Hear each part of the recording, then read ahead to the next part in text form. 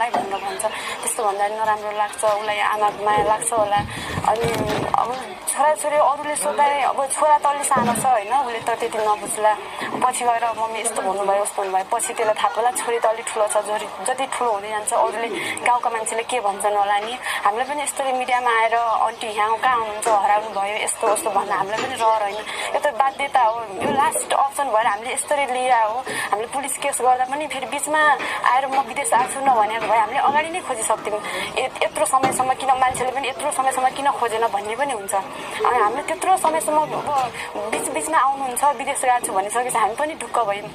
अनि अब अङ्कललाई पनि अङ्कल त यति टेन्सन गर्नुहुन्छ होइन फोन गर्नुहुन्छ साँझ फोन गर्नुहुन्छ रुनुहुन्छ हेर तेरो आन्टीले के गर्यो होला यस्तो अनि मैले त्यसलाई के नराम्रो गरेको थिएँ र भनेर भन्नुहुन्छ त्यस्तो भन्दाखेरि हामीलाई पनि नराम्रो लाग्छ अनि म त अरू त केही भन्न चाहन्न छोराछोरीको मुख हेरेर भए पनि अब राम्रो ठाउँमा हुनुहुन्छ भने पनि म यहाँ छु मेरो टेन्सन नगर भनेर छोराछोरीसँग कुरा गर्नुहोस् हामीसँग कुरा गर्नुहोस् हामीलाई नराम्रो केही गर्नु भएको छैन न कसैसँग झगडा परेको थियो न केही भएको थियो केही भएको थिएन अब हामीसँग राम्रै बोल्नुहुन्थ्यो पहिला अनि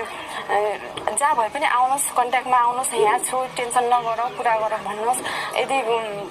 हामीलाई केही कुरा जानकारी दिनको लागि आउनु भएको छ अहिले बुबु आफै पनि अब गर्नुपर्ने कुराहरूले गर्दाखेरि हजुरको नाम चाहिँ के हो मेरो खुम्बादुर भगत हजुर चाहिँ को पर्नुहुन्छ निम्सराको छ जेठाजु जेठाजु भनेपछि उहाँको श्रीमान कता हुनुहुन्छ इन्डियामा हुनुहुन्छ अहिले उहाँको खोजिन्तीका लागि हामीलाई भेट्न आउनुभयो कहिले हराउनु भयो हराइसके पछाडि कहाँ कहाँ खोज्नुभयो अहिले तपाईँको भाइ पनि यहाँ हुनुहुँदो रहेछ भाइ इन्डियामा हुनुहुँदो रहेछ कस्तो छ उहाँ घर छोडेर गइसकेपछि घरको अवस्था अलिकति यो डिटेल बताइदिनुहोस् त अब मङ्सिर 18 गते घरबाट निस्किएको भाइ त्यति बेला घरबाट इन्डिया गएको 1 हप्ता भएको थियो हप्ता दिन पुगेको थियो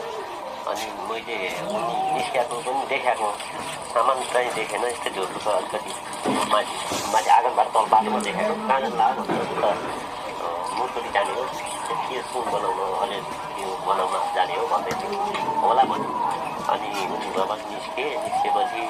अब त्यो दिन पनि आएन अब अर्का दिन पनि आएन अर्का दिन नआएर चाहिँ अर्का दिन भाइले